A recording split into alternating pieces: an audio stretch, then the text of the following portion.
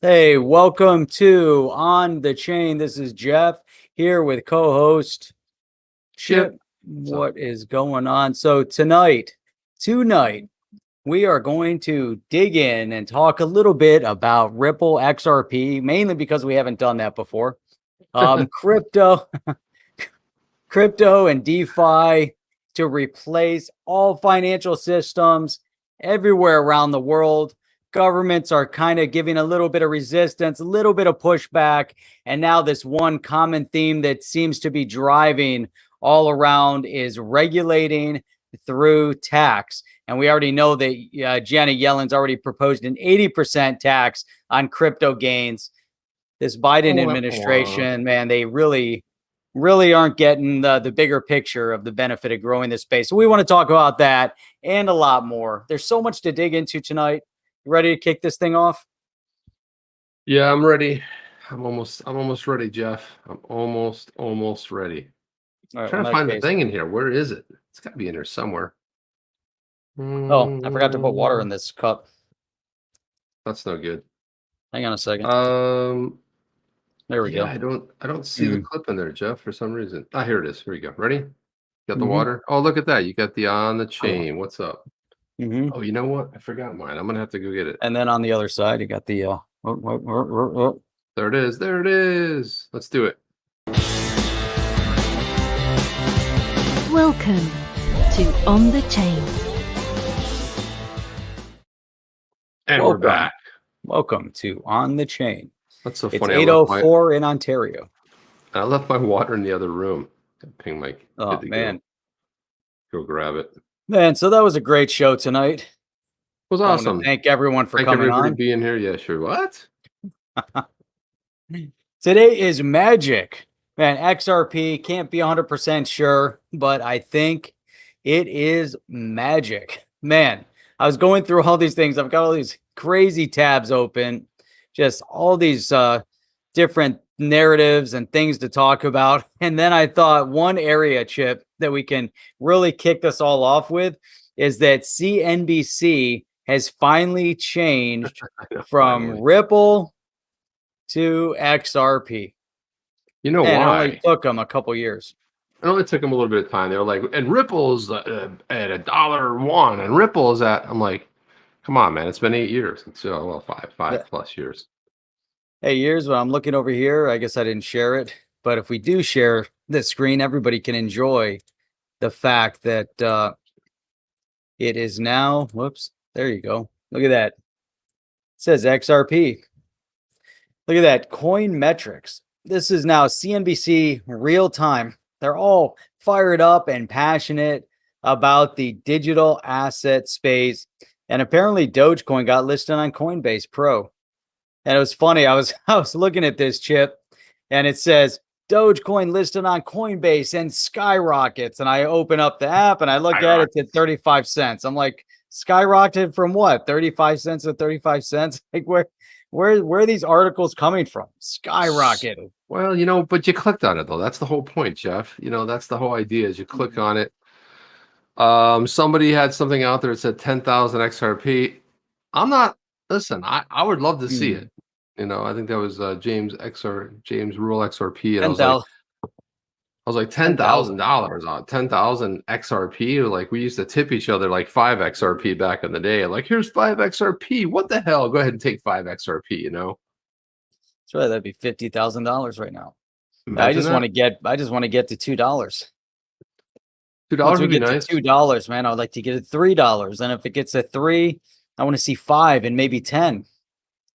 Come on, 10,000. 10,000. I don't know if that's possible. Yeah, so I almost think anything's at this point in time with 2020, 2021, I'm not ruling anything out. I mean, at this point, I think everything's pretty much fair game. This is what kicked it all off right here for Brad Garlinghouse. So he put this out. He's like, thanks to Joe Squawk and Andrew Sorkin for having me on to chat about Ripple traction, the differences between Ripple and XRP, right? And the need for regulatory clarity. And then he's like, on the second point, I fixed the graphic for you, right? So he crossed it out. He crossed it out, and somewhere else on here he had How awesome. CNBC is called XRP. it's called XRP, right? And That's great. and somewhere along the line he said he was doing his happy dance now that it actually was changed. But yeah, It's a big deal because, there's so many platforms you go on.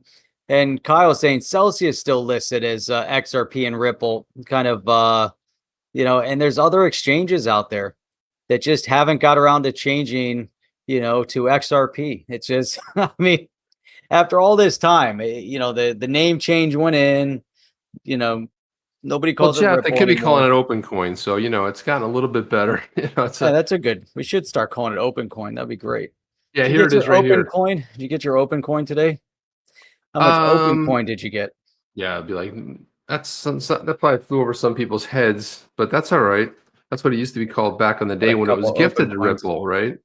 So here's where here's where this whole thing started. So you got Garlinghouse here. So bank said, "Hey, Brad Garlinghouse, Ripple, we did it. Thank you, CNBC, for the correction." And Brad said he was doing his happy dance, and I was like, "Is it because of what happened yesterday with the judge's ruling as far as respecting client, attorney-client privilege, right? Not letting them see any of that stuff, none of their business." Yeah, or is she just doing a happy dance in general? Because I mean, I'm kind of happy about the fact they changed it from Ripple XRP, but in the long game, Jeff, I don't really care. And all I know is like my happy dances are usually around something like really cool. It's like, oh, they changed it from Ripple to XRP. I'm like, check. Next, what's on the list? What else is on the list we need to get done? It's not a happy dance, but I don't know. Darcy was the first one in tonight, and he's saying that he's missed the first 10 minutes because it doesn't play. I don't know. Rough. Sometimes you got to refresh the browser. Yeah, yes, we may be fashionably late, but not 10 minutes late. We've never been that late. But we're like 2 minutes. 2 minutes. Like 2 minutes. We started usually around 8:02, somewhere around there. Yeah. So John Doe Crypto said he's ready to say some smart ass comments when they fit in appropriately. So because we're ready for that. And what would the show be without that? I mean, if you guys weren't ripping on us or ripping on things, I mean, we like to have a little bit of fun here because things can get a little bit heated in there. There's a lot of stuff going on, but I like that. I mean, Garlinghouse has kind of been like, he's been loosening up a little bit, because you had Bank XRP throwing that out there. He's like, yeah, we did it. And, he was the one that put the thing, CNBC, it's called XRP. So it's kind of nice to see some of that, back and forth stuff. And while we're on the tweets here. So, Jesse Powell, he's the CEO of Kraken. Yep. So I love this. Kraken. The Kraken. Let's get cracking. Let's crack some skulls, Jeff. And they also now have a banking license, as they happen to be out in Wyoming. Right. They happen to be in Wyoming, as a matter of fact. So I love this response. Sometimes I like things that really make me laugh. This is a good one. And so, as we know, we were supposed to go to this Bitcoin thing right down the street here, Jeff, but, the thing sold out. Make a call today.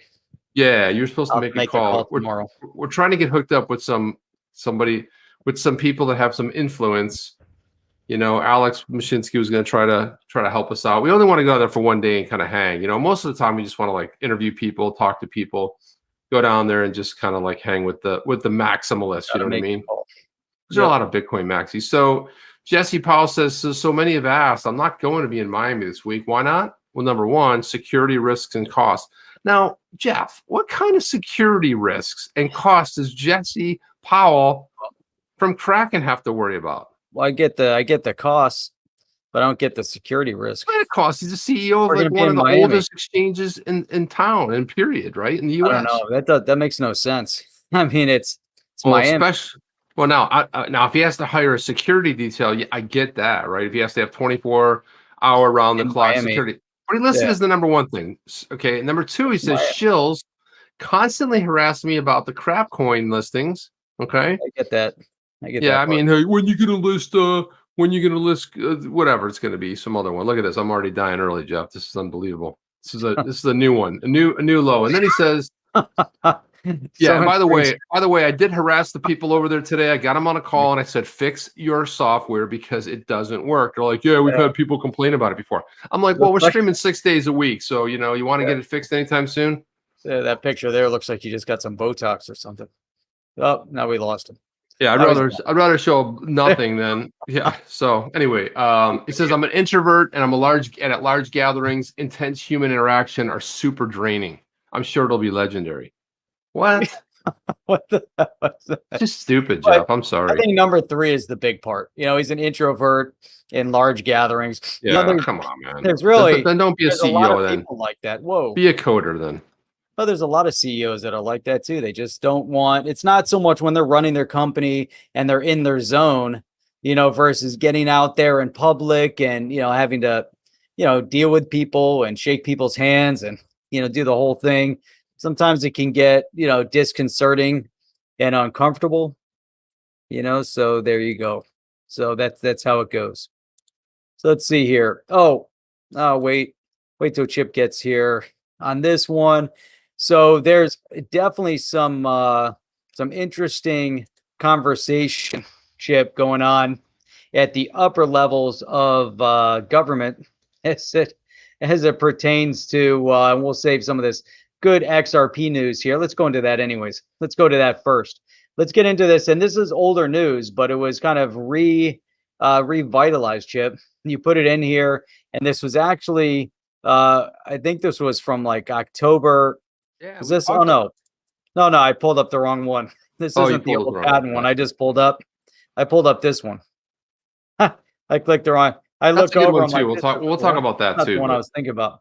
But this is good because, you know, I think there's 2 points here to be made, right? One is Marco Polo and R3. That how long ago was it when they announced that XRP was added as it was the first digital asset that they added to the platform? Whenever that was, a year or so ago. Yeah, I'm not sure. And then Commerzbank starting to do live transactions on Marco Polo. Yeah, but I think they also built that on R3 though. That's the other thing, and you know the jury's still out on whether R3. You know, R3 had this big throwdown with Ripple, and you know, Katow had to step in and sort of like, boys, let's chill out a little bit, and kind of like bring some civility to it. But then you saw R3 really kind of sort of pivot a little bit and head over towards XDC, and they got this just bent thing on with because Commerzbank is a partner of Ripple, but in this case here, it looks though they're using the Corda settler, right? Marco Polo was built on that, I believe. Yep, using the Corda. Yeah, it uses the Corda blockchain technology. But it's interesting because obviously this again with the cross-border payments. So the first cross-border transaction took place in May, but I think this is significant because when we get down to it, this is transactions between German and Turkish corporate clients. So but it's important, you know, you keep seeing the connection of different rails between different countries. And, you know, it's, to me, it bears a lot of significance if you want to get into the politics and the economics and other trade that goes on between the countries. But, you know, we can go on, but you look right here. Here it was the data transfer required to secure payments between the pump and valve manufacturer KSB and the tech group Voith, as well as credit institutions involved. So, you know, I think it's key. It looks like it's a little bit potentially. I think KSB with this pump and valve. I'm not sure if that's automotive related or something else. But man, it's really cool. It's cool to see this development here, even if it's with R3, even if it's not Ripple. Oh, I mean, even if it might not be XRP. Yeah, and it just shows that the whole space is growing, Jeff. But I think this is important to show right here because I get a lot of flack for this. But I wanted to show someone an important graph here. This is what it looks like. This is what Chrome looks like on a Mac, right? This is what happens. It can burns up until it destroys your CPU, and it's a flat line on a Safari browser. You could have thousands of tabs open, and it always looks like a flat line. It barely even moves. But this is what happens when you're sitting on Chrome, right? So unfortunately, this software only runs on Chrome. It's got massive memory leaks. Why? Because they go like, well, who cares? Well, yeah, we'll port it over to the Mac, but we don't really care if it works over there. So let's just let it run rampant. But this is when people go like, hey, Chip, can you get a new computer? My computer is lightning fast. You know, I've got a phenomenal computer, MacBook Pro. I do a lot of design work. I do a lot of animation stuff. and it's fantastic. But these guys got to fix Not their on stuff, this. man. Doesn't work on this. No, it Well, doesn't work on this because Maybe first for of all, streaming, you need to get a Microsoft gaming computer. You'll be all set. well, no, first of all, a browser wasn't meant to be doing what they should be doing is building a standalone product, right? Because that's a lot of my stuff is standalone. OBS is standalone. There's a lot of stuff that does standalone, but they got to fix it because I'm really getting tired of it. Yeah. I'm really not happy with it. So there you go. Mm. It is what it is, Jeff. That's right. It is what it is, man. That's true. So it was exciting. Well, look at that beautiful. Do you know that CNBC has changed Ripple to XRP?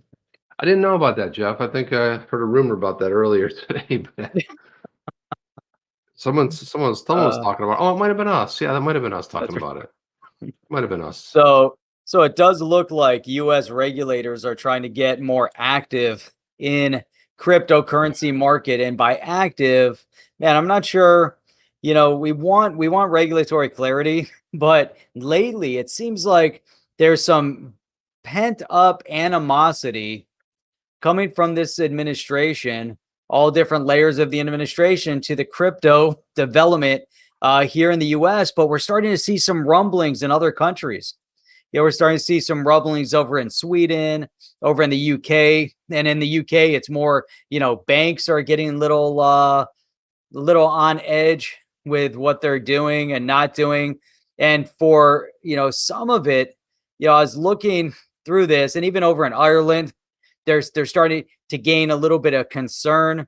And then I look and I find this article, and I'm like, man, could you imagine if, you know, all these countries, you know, are looking at China as the possible blueprint for a crackdown of the digital asset space? Then you have to figure out, you know, why are so many of these countries right now a little bit intimidated by the crypto space that went, you know, on its way to $3 trillion and is getting recognition from financial institutions on a global scale, and talk about, you know, Bitcoin replacing as a reserve currency, all this conversation, all this talk. Is it somehow interfering with a specific set narrative by certain elected officials that are somehow involved? What do you think?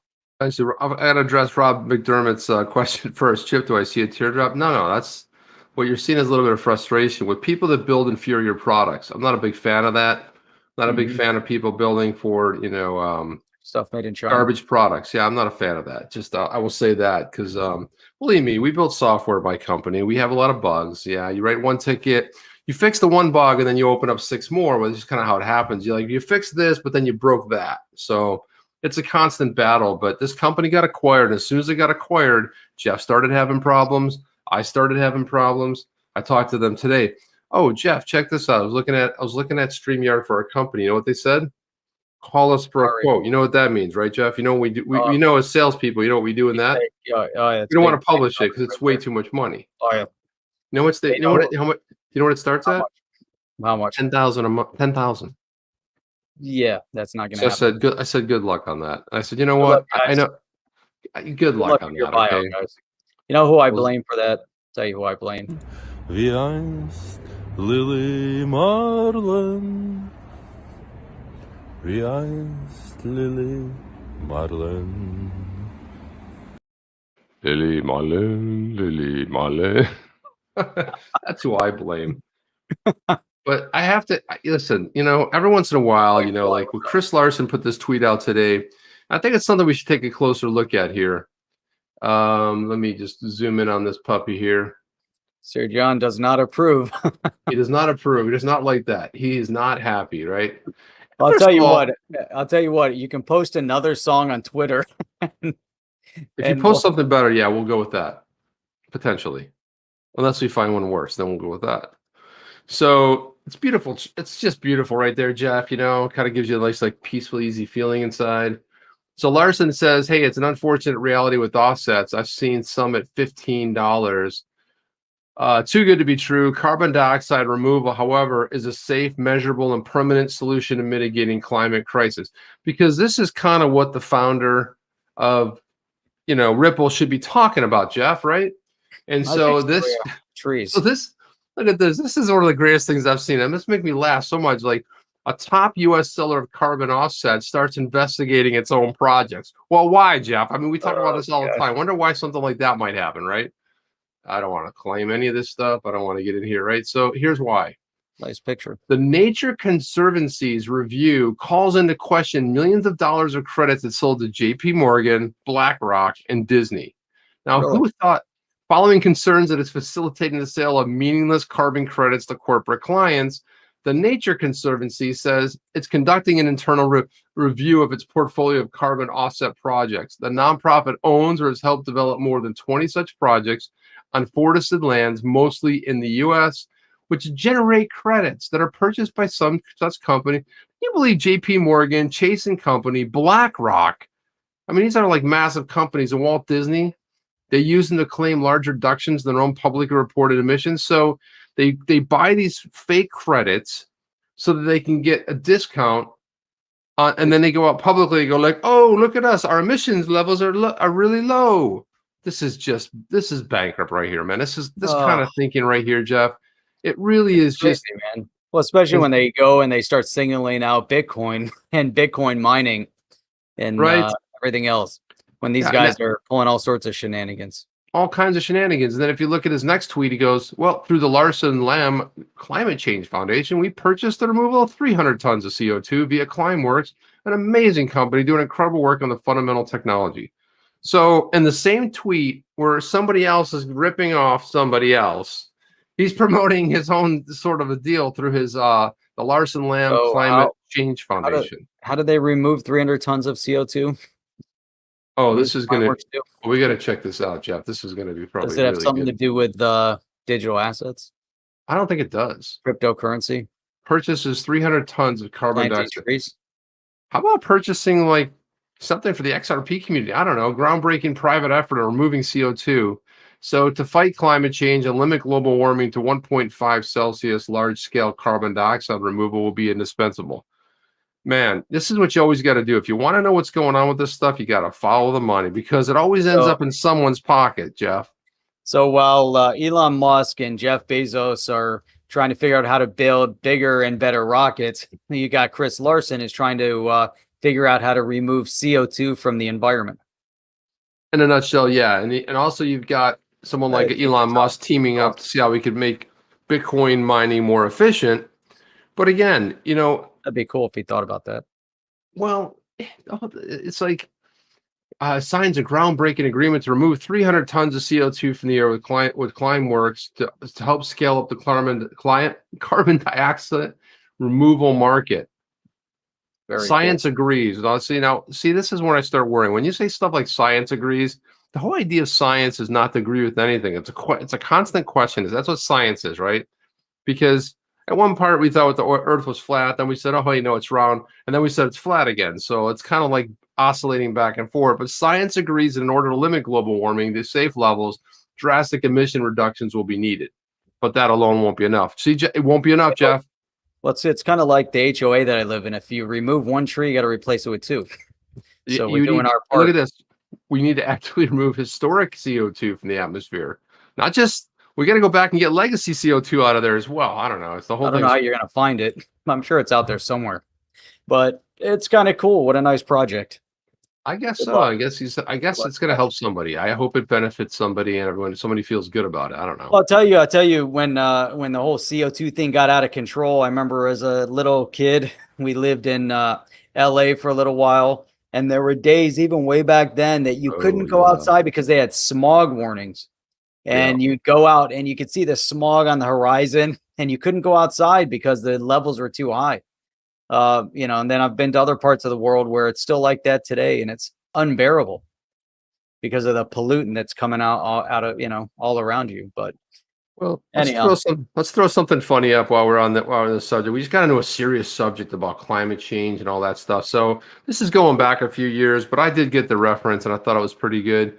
It's just Simon and Garfunkel. They did the Bridge Over Troubled Waters, famous song from, I don't know, the 60s or 70s. I don't know when it was from, but this was, and this was funny because, Garfunkel was so much bigger than Paul Simon, so it's like, So it's kind of like he's like, the bridge over troubled waters. And then someone came up with this little kind of takeoff. They're like, Brad and David bridged currency over troubled borders. So, Ah. and they sort of kind of photoshopped. So I don't know what happened over here to Schwartz, but yeah, I think Garlinghouse looks marvelous with the fro. What do you think? Let me see. Yeah, there you go. Right? And Bull Run Wonka's like, what the? It's perfect. It's just great, Awesome. right? So I'll tell you what, you remember our buddy Dilly Dalio? Oh, wait a minute, Jeff. Let me refresh my memory here. Is this the guy that said Bitcoin will get banned, and he's not a fan of Bitcoin at all, and he thinks it's the dumbest thing ever? Is that the guy? That's the guy. Yep. Yeah, I kind of remember that. Yeah, what is he So, saying now? so I just thought this was kind of interesting. It's not talking about Bitcoin in this scenario, but it kind of fits in to the bigger picture. So he says the Chinese yuan will become a top reserve currency sooner than expected, says Ray Dalio. Now, in this scenario, I think he's definitely putting out, some important information that, is it going to become a reserve currency, which is kind of what they've been leaning towards. They definitely are looking to wanting to replace, everything's popping up here. They want to replace it. I don't want to see that either. But anyhow, so I was looking at that, and I'm thinking, one of the things that we talked about not that long ago, and I've kind of talked about this for a long time, is this whole issue over in China with the one child law. And then not that long ago, they issued a proclamation that you could have 2 children. And now all of a sudden they just passed an ordinance in China that said you can have 3 children. But one of the biggest issues over in China is the hardship that they've created within the population based on their communist mechanisms of controlling population. And they've put themselves in a situation where 2 people will become responsible inevitably for 7 people. For every married couple, they have to take care of each side's parents plus a child when they get to a certain point. So it's creating a real big imbalance in China. And, and the other part that's happened now because of all this control, men outnumber women 2 to 1 over in China. And so there's all these, sociological and economic problems that are starting to stem over there. And then you kind of take that perspective, look what they're trying to do to now fix everything, because their economy is going to go into turmoil in a number of years because of that, as the population declines at a rapid pace. And then you think about where they're at right now, everything that's happened over the past year with the shutdown of the global economy. But there's only one country that came out of it faster than everyone else, and that was China. And if we go back a year ago to see where everything was a year ago economically, we weren't in this position. And then China's also so much further ahead with the digital yuan. And so they got that whole narrative, and the rest of the world kind of playing catch up, looking at their digital currencies because of the direction China went in. But it's almost like China just, they just put all their chips on the table because they have this window of opportunity. They put everything out there. What I'm not liking with a lot of this conversation is that some of the big, billionaires that have invested or vested interest over there economically are starting to create certain narratives of what's going on over there.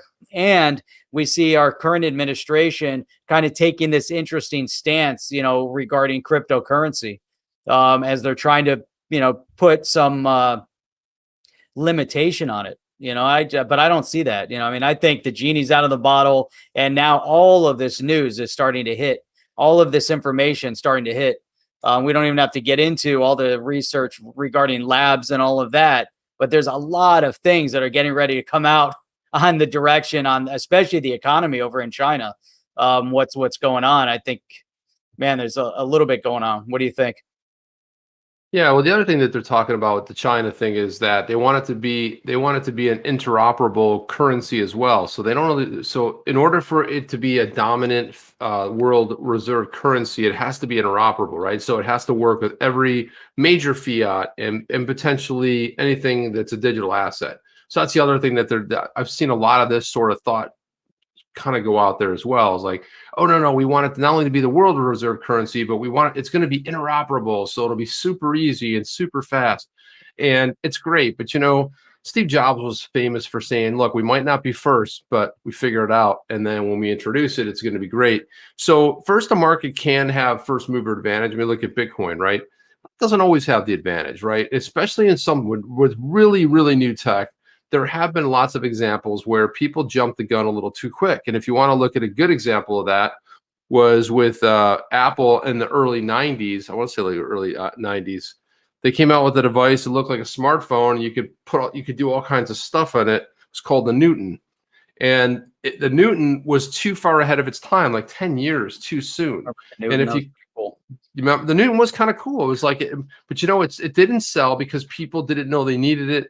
Technology wasn't 100% quite there. Yeah, you could do stuff in a digital tablet and you could do that, but shift 10 years later, it just was too early. So sometimes if you come in too early, you come in too overbearing, and you want to like take control of everything. Some people are like, whoa, hey, what's the rush, man? What's the rush? And if you're a country that wants to look at like what your best, what's gonna, how do you put your country? You're in Sweden. You're like, as Swedes, how do we succeed, right? Do we throw down with the Chinese yuan? If you're in the UK, like how do we better our country? How do we succeed as a country, right? And so this is the part of the problem, I think, is they're kind of really overbearing with it. And the other part of it is that now that there's an investigation that's been launched into the potential, I got to be really careful how I say this, the potential origination of a thing that caused the thing last year. The best way I'll put it. Then you have said country named with a big C saying, well, you better get ready for nuclear war. And then there's state TVs coming on going, prepare for a nuclear war with the United States. Whoa, why? Well, because if that starts getting a lot of coverage, you know what happens? That erodes a lot of the confidence that people have. Because now I saw there's a new bird flu that just came out of a said country that begins with a C. And it's like, wait a minute, is this another thing that's getting launched? Is this another sort of a thing? So there are other factors that can erode confidence levels. And if that comes out, who will sign up for that? Or it's just like every country on planet Earth got hurt last year. Pretty much. Businesses closed down, people suffered, man. So this is why you have that one narrative is trying to be squashed pretty heavily, right? So who knows, Jeff? Who really knows, quite honestly? That's right. So I'll tell you what we do know, because they're investigating it. But there's a Chinese economist that says if Bitcoin is widely adopted, we're all going to die. Well, this is not a joke. It is a joke, okay? It absolutely is 100% a joke. Is the assistant director at the International Monetary Institute of the Renmin University, has predicted that we're all going to die if Bitcoin becomes widely adopted as a currency. He foresees our society falling into a death spiral of deflation, noting that the whole society is going to shrink and self-explode. I mean, I don't even know how do you even comment on something like that? And he's an economist. Well, Jeff, you know what? I would say what does that even mean? What? He's the Chinese equivalent of Paul Krugman, right? Who's been wrong 110% of 110% of the time, right?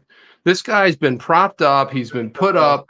People have worshipped at his light, and he's been wrong every single time. So I think that maybe this guy might be the equivalent of Paul Krugman, and then you're like, oh, that's just the equivalent of Paul Krugman. We got it. His name is Q Kiang. It sounds almost like Paul Krugman. Sounds just like Paul Krugman to me. I mean, how could you succeed in a field, Jeff, where you were wrong the entire time, like about everything? Yeah, you know what I mean? it's so funny. It's incredible. We're all gonna die, Jeff. We're all gonna die. Well, They this were is gonna the story you wanted. self-explode. Look, this is the story you wanted to talk about before, and the reason I brought this up, I think Wonka tweeted this one out, but I said, you know what? This was something we put a lot of stuff behind last year. We said, Ripple won a U.S. patent for new Oracle-based smart contract design, and That's I right. think this is huge. And this came out in October of 2020. It's that Ripple Labs received patent number. I'm not going to 10 million, 7, whatever, for a smart contract that can use oracles to connect a distributed platform to a variety of different real world data. Now, I don't know if they were going for international patents, but this is huge, especially as we start getting into the DeFi space. So if you're like, oh, what's an oracle? Well, basically, this is what an oracle is, right? So you have your let's get into it. The notion of oracles, decentralized, has been around for years. Oracles retrieve and verify external data for blockchains and smart contracts through methods such as APIs or market data feeds. The data is usually required by smart contracts to include information on price feeds, weather, all this stuff. So now you start realizing that, okay, this is kind of big because originally filed in June of 2018, one example of the use case provided includes using smart contracts to automatically settle option contracts when pre-agreed conditions are met, such as companies' debt to equity ratio hitting a certain threshold. Another example. That was amazing. I love that. You have an option contract and you can set up the narrative any way you want, hitting certain conditions. I love it. I think that's just outstanding because how can you do that otherwise? Right. And without the Oracle, without going off chain, you can't do everything. Everyone's like, blockchain is going to be, yeah, but blockchain's slow for the most part. It records it, it's indelible, it doesn't go anywhere. But, we still got to access through oracles. We still got to be able to grab data. And like you said, this is a really good use case. The other one here, they say for the oil industry, is feeding data and the density of a specific crude oil shipment, which is funny because it's funny that they even talk about that with Ripple and the patent and the crude oil. It's not like a green initiative, right? To help a smart contract determine whether or not to make the trade, right? So based on what that is, it goes off, uses the oracle, checks like a price feed, brings it back, and knows whether or not to go ahead and execute that. And they bring up a good point here. Smart contracts are mostly associated with Ethereum, but other large blockchains are looking to add similar capabilities. And they talk about some other things here, but I think this is just one of the biggest things. I think people glossed over this when it came out. One of the two authors of the patent, Ripple's former CTO, Stefan Thomas, previously revived the defunct project called Codius. And now that's kind of like the version of Codius really looks like Flare these days, working to bring smart contracts to Ripple and new startup Coil, right? So I don't know how that really, I don't know if they got that 100% right. That wasn't really Coil's initiative. They're really in the payment space. But the idea of Codius, I remember looking at that saying, this is great, but they really didn't have the time to put into it and work on it. But this, in my opinion, I just think that people are like kind of buzzing along, and all of a sudden it's like, wait a minute, you're using oracles? Wait a minute, how are you doing that? Like they own the patent on it, at least in the US. And I have to feel like they probably went and looked international, right? Oh, I'm sure, yeah. Joey T says XRP is not a security and most definitely is not centralized. I repeat, XRP is decentralized. And yeah, that's something, Joey, that we have to go over quite often in the community because a lot of people get that wrong. There's a lot of chat on things about YouTube. You had like one of these maximalist guys, had 1 million subscribers or whatever, and he put out a video about Ripple. He did a cursory glance and read the talking points of the maximalists, and man, did the XRP community let him have it. Moon Lambo did a video on it, and Crypto Eddie did a video, hammered him on. And you know what I thought about it, Jeff? I don't really care. I'll be honest with you. I don't really care because that person's talking to the people that follow that person, and they're kind of giving their opinion. It's just an opinion, Look, there's two other guys out there that have a show similar to what we do, but they're like kind of like. And I went in their chat. And I said, "Well, what do you guys think of XRP?" And they went off. It's a banger's coin, right? And then I told Jeff, I'm like, "Jeff, get in this." I go, "Jeff, get in this chat, right?" So I started asking him like, well, but it's decentralized. And, to your point, Joey T, he's like, no, it's not decentralized, totally centralized. I go, well, then XLM is decentralized, right? He goes, no, that's the same thing. And all it is a fork of XRP. And they're going up. Now, these guys have a strong following. They're really two of the smartest guys in crypto. They cover a lot of DeFi projects, but yet they don't really know everything. So look, I mean, just like any YouTuber, sometimes we get it wrong. We're just Rarely. people giving our opinion. It's rare, Jeff, here, but Very but rare. other people get it Rare. wrong, I want to show you this. I was scrolling through some interesting videos today, and this one came up, and I have a feeling that the fuel crisis back of 2012, when gas prices in California were going crazy, I think there was some sort of a prediction. Isn't the 2012 around the time that XRP, which was, that was kind of minted, so to speak, right? Yeah. Wasn't the XRP ledger and Yeah, the all open of these coin. great things happen right around that 2012 timeline. So this was an interesting story, but I saw the thumbnail and I think it was predicting something. There you go. You see that? See that gas 2012. price prediction? Back in 2012, they're already predicting 589. Look at that. Bam. 589. That's right. Back in 2012, highest gas prices known, 589. There you go. 589 gas prices back in 2012. But it was interesting watching this. You hear some of the statements that were made by these guys back in 2012 are same narratives being repeated now as to why the gas prices are going up again. But that's a whole different story. We're just focusing on the 589 part. Yeah, I can tell you why it's going up, Jeff. Because we stopped being, we used to be the largest producers of oil in the world, but then we said, like, we have green initiatives. I got to tell you, they are clever. You know what their new thing is, Jeff? Now they want to save a bird. But you know why I want to save a bird? Because this bird happens to be in Texas. You know what's in Texas? Oil and gas. You know what they want to lock up? Places where any kind of, you might be getting natural gas from the earth or oil fields, but they want to protect the bird. Jeff, it's a cute little bird too. Oh, but I was like, it's extremely cool the way they want to do that. Rob McDermott, thank you for that. Just want to support the work you guys put into the community. Thank you, Rob. Appreciate that. Appreciate it. Yeah, we appreciate you guys too. We really appreciate you guys coming in here, supporting the channel, and quite honestly, keep those wisecracks coming. That's kind of some of the best stuff. Sometimes Jeff and I will miss comments, and after the show, we review them. And we just laugh our asses off because you guys say some funny stuff, man. Jeff's like, check out this comment. And we're like, how did we miss that?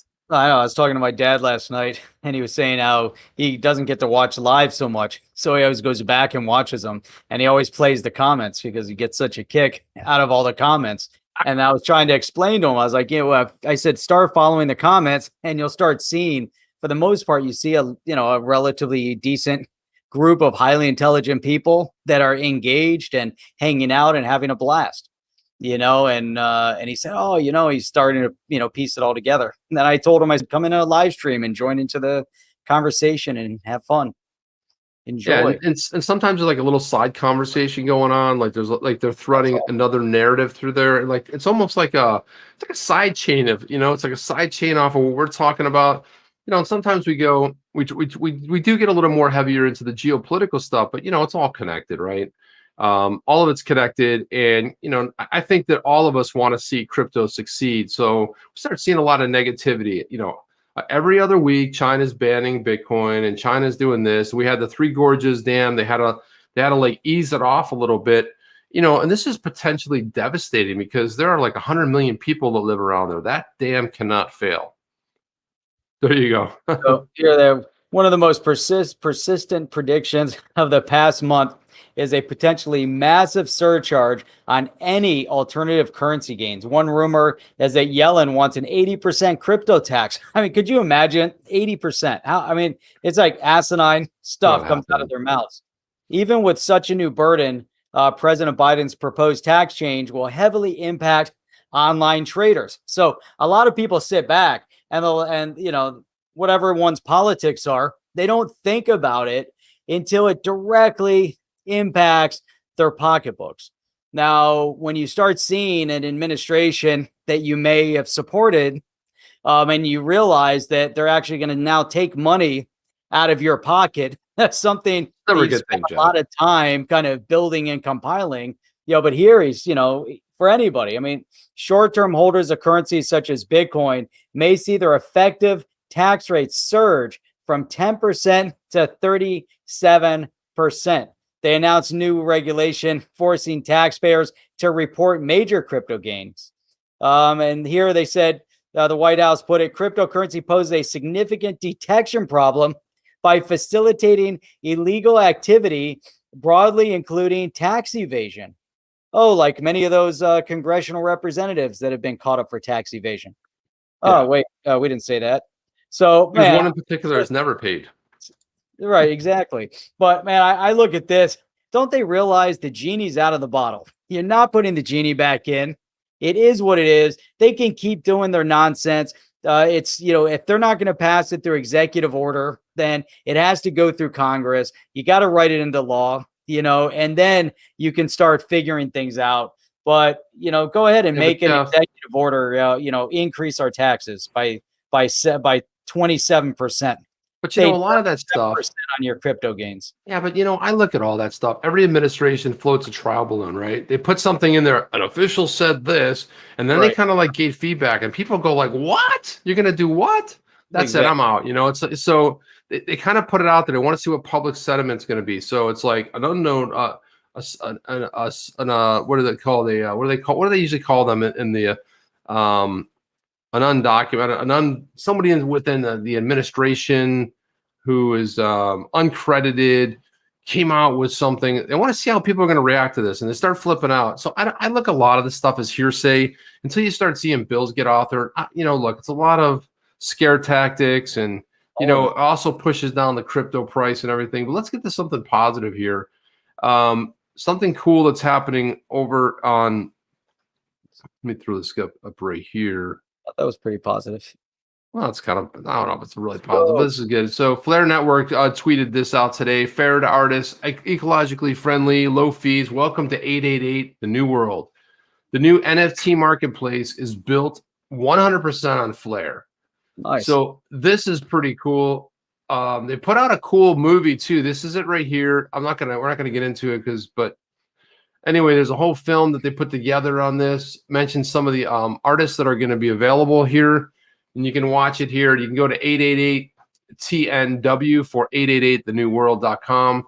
But it's a really cool little film that they put together. This woman floating around with wings and kind of introducing certain cool things. Pretty neat. It's a pretty cool thing. But what's nice about this is that it's going to feature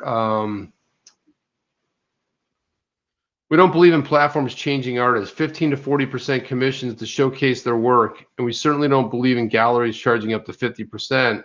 If we are truly going to create a new world, then we need to put artists first. And that means changing things up a lot. At 888, the new world, we believe 8.88% is fair. And they're right because, first of all, the gas fees with some of these other ones are extremely high. But this is the new world that Flare is building. I mean, Flare is an ecosystem. Yeah, everyone's like, wow, I can't wait to get my Spark token. I can't wait to mint whatever assets on there. Yeah, but there's so many people starting to build on this. It's going to be the point, Jeff, where Ethereum, I saw some guy giving a quote about Ethereum today, and I really laughed. I didn't want to play it today because it's so ridiculous. But yeah, okay, Ethereum was the first, okay? But then you have something that came along called Flare, that was far more efficient, did more for the ecosystem, and was, it was like, it's the equivalent, Flare is the equivalent of Bitcoin 2.0, which we call XRP, right? Bitcoin was great, slow, clunky, high fees. Now we got Ethereum, gas fees, not really friendly to artists. So everything in this ecosystem is fair, 8.8%. Now, if you got somebody charging 15 to 40% commissions, the artists are getting screwed. And this has always been the narrative from musicians to every single time. So you go 8.8% is fair. Now, for example, Rob McDermott threw out a super chat. Google takes 30% from creators on YouTube. So it's like, that's pretty average. Now, Apple, for every app that you pay for, they take 30%. And that's why you got this landmark case. you know, with these gaming companies saying, hey, like that's just a little excessive. And they're like, well, hey, it's our ecosystem, but 30%, man, that's a lot of jack right there, right? That is a lot. You look at the platform you're on, but look at Alex Mashinsky. He gives 80% back. So they're taking keeping 20%. That's a still big margins at 20%. You're doing pretty well. Google. They have the platform. You got everything with YouTube. And they build it. Credit card. Whatever. I mean, there's. But it becomes excessive because, like you said, you go into this DeFi space, it democratizes the whole process because it allows everything to move, potentially. Anyways, I mean, the ultimate vision would be, to make it so that you can cut out a lot of the fat. And the reason why a lot of these companies have to keep 20, 30, 40% is because, well, one, they want profits. The other side of it's all the other fat that goes on in the whole, processing and production of something. Why not all those middlemen, especially in the art world, just cut it out. Think about the galleries. What's a typical gallery take on commission? Up to 50%. It's usually pretty standard. And look at this. So even the way they're looking at this, so like Genesis and Innovation Zone. So the first footsteps of an artist's journey within our world. So you start at the beginning. Every member of the community is able to vote on their favorite piece on a monthly basis. Artists with the most upvotes get promoted to the main zone. So it's basically sort of a crowdsourced sort of a way. And again, they're looking at this. And so you got the timeline going from left to right, and up you have the artist progression. So you could be a no-name artist, put out a couple cool things that gets, maybe get featured on crypto Twitter. And then let me just hang on a second. Let me just do this. Come on, there we go. So the carbon emissions, obviously they say it's less than 1% of what versus Ethereum, because obviously it's built on Flare. Minting costs are under $1. This is another fee. If you want to go ahead and mint on some of these like OpenSea and these other NFT platforms, you're paying a lot of money. You're paying like $70 just to get into it. And every time you mint a piece, you may not even recover. And now we're not even talking about gas fees on top of it. So you can mint for under $1, and the transactions are thousands per second. This is just sliding under the radar. And then there's also Sparkles that's coming along, which will be another one. And they've got some big names already lined up for this. So 8.88% of the profits. I like it. I think they go into a foundation. Oh, it's huge. It employs a team of people that travel the globe searching for artisanal artists in developing nations, helping them transform their physical work into digital. Then they'll be auctioned off where 100% proceeds go into the artist. So this isn't just like, hey, we have an NFT. This isn't another OpenSea or one of these sitting on there. And I have nothing against them. But look at some of the big names they've got here too. You like Frank Wilder. You've got Jason Seif. You got 6 and 5. There's some Paris Hilton's on here. It's probably one people, Nest Graphics. So they've already got this thing back with some pretty solid names that are going to get this platform started. Nice. Sweet. I think we're going to see more and more of that, popping up, especially, the fact that they're putting that out there using Flare, and being able to leverage the smart contract and, just leveraging the ecosystem that they're creating. Man, that's massive. I mean, it's really, I'll tell you what, every single day that goes by, forget about all the noise, it's just a bunch of pollution. It's a bunch of thought pollution that the media and the politicians and all these guys are putting out there because they have the same talking points with anything that they're trying to control or manipulate to an extent, whether it's in the stock market or, commodities or whatever it might be. There's always this narrative, and I love seeing, these opportunities of accumulation, which is what seems to present itself when they go super negative on something, because now they're going to try to beat up on it. But check this out. It says here, Bitcoin is headed towards its worst month since 2011. This is Rich Dad, Poor Dad. And he said, that's great news. And the reason why he said it's great news is because it's accumulating and it's getting ready to go to the next level. Yeah. And that's a good thing. And there's a lot of signs in the market right now that's what's churning, whatever that time frame might be, but it's getting ready to push it. And these guys, all these external influences that are all around us that are constantly like this, it's just, that's all it is. You got to tune it out. It's kind of like, I was reading something about CNN, and CNN can't even get 1 million viewers anymore, because they're all noise. It's like, you turn it on, you might as well just turn down the volume and just ad lib what they're saying, because it's just a bunch of garbage, just a bunch of hot air on every topic. There's not even one topic. And this one, they have no clue, no understanding of cryptocurrency, digital assets, from the top all the way through the media. And it's mind boggling. And then you see the real source of information, and you get guys like this, Rich Dad, Poor Dad. I mean, he's just like, he gets it. Robert Kiyosaki gets it. Elon Musk, I met him, by the way. He's a good dude. Michael Saylor, they all get it. They know where it's going. They get it. Yeah, I got to spend some time with him. He's a pretty cool guy. Anyway, I did some work actually back in the day. Did some work for his team. His Rich Dad Poor Dad thing. So look at this XRP supercar racer here. Thank you for that super sticker. And also too, we had another one here. Let me get to this. Here we go, right here. And then Legendary. Thank you for that super sticker too. Really appreciate the support. Appreciate that. Don't want to miss that. You're right, Jeff. You said something really important. I think it was either this Saturday or the previous Saturday, where you brought up something really, really big. And you said that, one of the things that cryptocurrency is doing is it's bringing the globe together. And I thought that was such an appropriate statement, because you're right. People are waking up. What people are realizing is like, hey, okay, yeah, we fell for the narrative. Yeah. You could do this stuff, but you know what? Technology is changing the way people think. We can get together on this live, and do a live. Here we are. We're just two guys jumping in. We have like an audience, and people are coming in here and they're sharing their views. They're talking about stuff.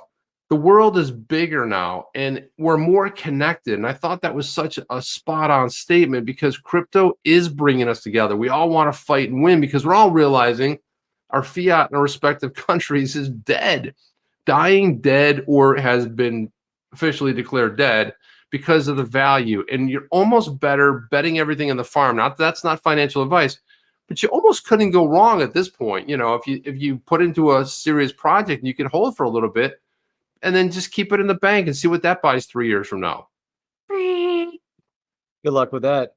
Good luck with that. Yeah. It's amazing. I mean, it really is. We look around, the orchestration of the narratives that have really, the people end up being collateral damage. All of this, and it just, that's why you got to stick together. That's why I think having these platforms like this is amazing, because we all have our circle of influence, and our circle of influence, here with us, is just a little bit further, because we can touch people all around the world. And even if there's a little bit of, intelligent discourse that goes on, and we get something out of it from somebody tunes in from wherever, and they're, listening, to us, they take a little bit of a snapshot. Some of the things that we even cover regarding the way Congress works here, people overseas, they don't see that side of things. They don't always get it, and it's impressive, where we're going with this thing. It's amazing. What is this? Mr. K says he joined the FTSO Adelaide crew this week. Looking forward to some massive moves of the Flare network and Flare Finance. It's magic. It really, truly is. And I think what we're getting set up for is something just incredibly massive. Flare, I remember when Flare first came out, I was super pumped about it. I said, man, this could be something huge. And we didn't hear anything about it for like 9 months. It was like, then I guess it got boring. I don't know. Then all of a sudden people started talking about it. And can you imagine this project? Somebody shared I hope I can find it. Maybe I'll go back and find it. But somebody shared it was a image of all of the exchanges that are going to carry Spark and Flare, right? The token, they're going to carry it. Now, this hasn't launched yet, and it's going to be everywhere. Now, most of the time, you're a new project begging. It's like, XDC, where can you buy it? You can buy it on BitTrue. Can I buy it anywhere else? And like, what about this coin? Well, it's only, you got to go to this place, and you got to do this, and then you got to go to. they're going to be on like 30 different exchanges right out of the gate. This is massive. That's how incredible this project is. No, it is. It is impressive. You know, the way they did this, they really orchestrated their own narrative, you know, their own marketing. It's, you know, everybody knows about it. And, you know, to the extent what you're saying, it's really impressive to have a launch like this, because they're doing an airdrop and say, hey, we need to airdrop. Will you guys participate? Hey, now they're participating. And, you know, it's going to be massive to see that they're already starting to have elements like what you were talking about with this NFT space building on their system. Others have said it's the protocol. It's the platform that, you know, you start investing in, because it's the platforms that are building the foundation of everything moving forward in this space. And, you know, we're just scratching the surface. It's so impressive. You know, it's an exciting time to be involved. It really is. I think we're getting bombarded with the Mrs. Amelia, Isabella, Adelaide, whatever. I don't think those are I think those are all fake posts coming in here. But Say what? you guys Oh can yeah, block. Miss Amelia. Somebody can quash that. Miss Amelia, blah blah blah. Charges. It's Yeah, get rid of that. We need mods to step up and quash that stuff. Hey, you know that we do stream 6 days a week. So we stream Sunday through Thursday at 8 p.m. Eastern Standard Time. I can't believe tomorrow's Wednesday. I don't know. Starting the week like this on a Tuesday. Well, Yes, holiday, Jeff. Memorial Day. No, I know. It always throws me off a little bit. Tomorrow's Wednesday, and then it's Thursday. Well, we have 2 more amazing days of streaming opportunities, and, you know, I'm definitely looking forward to tomorrow and so much more beyond that. So, any last words, Chip? No, I was just reading some more of the comments here. No, I don't really have too many fully right there. There's another one. Flair's fully KYC compliance in place as well. That's also a very good point. Yeah, no, I don't have anything else to say. I just want to say, look, guys, we'll get back at it. We'll have a whole bunch of news to run through tomorrow. And you want to take that? Yeah, so Mr. K was just saying ASX Australian is now switching to ISO to 20022 to replace the chess share database. No putting that toothpaste back in the tube. Not at all. It's already out, man. It's like 200.22. It's like it's already there. It's in play. It's like that's a big move too. We didn't really talk much about that, but that's pretty impressive. We need to talk about that a little bit. But for those of you, if this is your first time here on the chain, make sure you hit the subscribe button, hit that bell notifier as well, because every time we go live, you guys will be notified. How great is that? How Pretty amazing good. is that? That's awesome. Hit that subscribe, that notification bell. Thank you for that, Connie. Rob McDermott says, hey, thanks, guys. Thanks, guys. 944T. Anise says, thank you, Chip and Jeff and all, everybody. Get ready. We're planning another virtual meetup. So we got to get that on the books. Maybe we'll even do one here in June. Would be awesome to figure out if we can pull that off. We'll see. That's it. That's all I got. But we'll check everybody out tomorrow night. Yeah, we'll check you guys out tomorrow night, and we will be back with another amazing show. That's all we have for this one. We'll see you on the next one. Out. Are you down with OTC? Please like, subscribe, and click the bell to be notified when the next video drops.